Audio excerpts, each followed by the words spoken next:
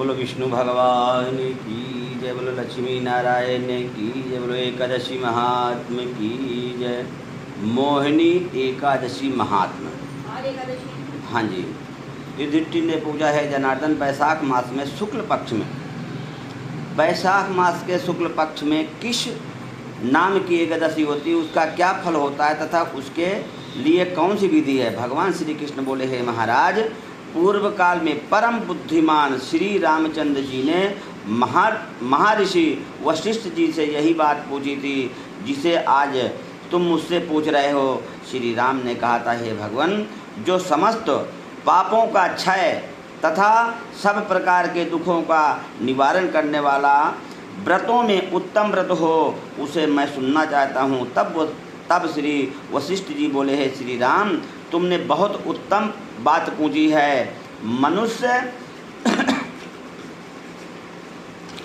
तुम्हारा नाम लेने से ही सब पापों से शुद्ध हो जाता है, तथापि लोगों के दुनिया के हित की इच्छा से मैं पवित्रों में पवित्र उत्तम व्रत का वर्णन करता हूँ। वैशाख मास के शुक्ल पक्ष में जो एकादशी होती है उसका नाम मोहिनी है। वह सब पापों को हरने वाली है और उत्तम है। उसके व्रत के प्रभाव से मनुष्य मोह जाल तथा पातक समूह से छुटकारा पा जाता है। सरस्वती नदी के रमणीय तट पर भद्रावती नाम की सुंदर नगरी है। वहाँ धृतिमान नामक राजा, जो चंद्रवंश में उत्पन्न हुए और सत्य प्रतिज्ञ थे, यानी अपनी प्रतिज्ञा में सत्य उतरते थे, वो राज कर रहे थे। उसी नगर में एक वैश्य रहता था जो धन धान्य से परिपूर्ण और समृद्धशाली था। उसका नाम था धनपाल। वह सदा पूर्ण कर्म में, अच्छे कर्मों में लगा रहता था। दूसरों के लिए पौसला, कुआं, मठ, बगीचा, पोखरा और घर बनवा कर दिया करता था, दान किया करता था। भगवान श्री विष्णु की भक्ति में उसका हार्दिक अनुराग था, बहुत ही प्रेम था। वह सदा शांत रहता था। उसके 5 पुत्र थे, सुमना, धुतिमान, मेधावी, सुकृत तथा धृष्ट बुद्धि 5वां था। वह सदा बड़े बड़े पापों में ही संलग्न रहता था। जुए आदि दुर्व्यसनों में उसकी बड़ी आसक्ति थी। वह वैश्याओं से मिलने के लिए ललायित रहता था। उसकी बुद्धि न तो देवताओं के पूजन में लगती थी और ना ही पितरों तथा ब्राह्मणों के सत्कार में।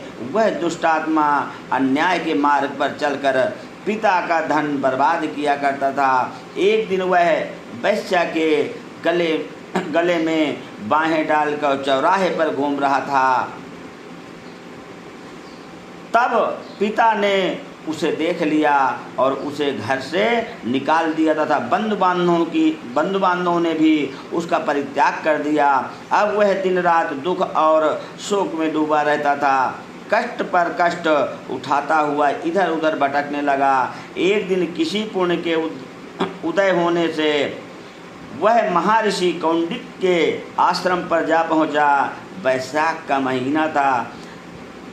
तपोधन कौंडिक ऋषि गंगा जी में स्नान करके आए थे। धृष्ट बुद्धि शोक के भार से पीड़ित हो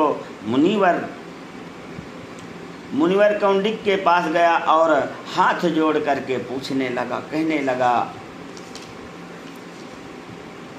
हे ब्राह्मण, हे द्विजश्रेष्ठ, मुझ पर दया करके कोई ऐसा व्रत बताइए जिसके पुण्य के प्रभाव से मेरी मुक्ति हो जाए।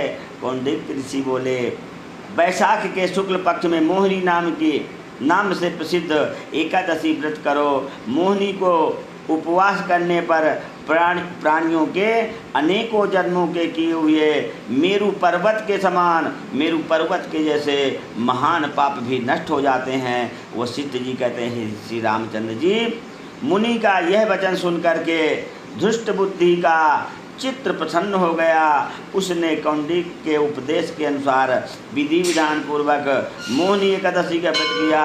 हे नृपश्रेष्ठ, इस व्रत के करने से वह निष्पाप हो गया और दिव्य देह धारण कर कर गरुड़ पे सवार होकर सब प्रकार के उपद्रवों से, सब प्रकार के पापों से मुक्त होकर के श्री विष्णु धाम को चला गया।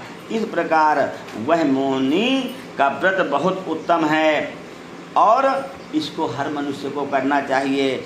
इसके पढ़ने और सुनने मात्र से गौदान का फल मिलता है। इसमें सनातनी जितने हैं, सनातन धर्म के लोग, स्त्री हो चाहे पुरुष, सभी को करना चाहिए। इसमें जात पात का कोई भेद नहीं है। इस प्रकार मोहिनी एकादशी व्रत संपूर्ण। बोलो श्री विष्णु भगवान की जय, बोलो एकादशी महात्मा की जय, बोलो भक्त मंडली की जय।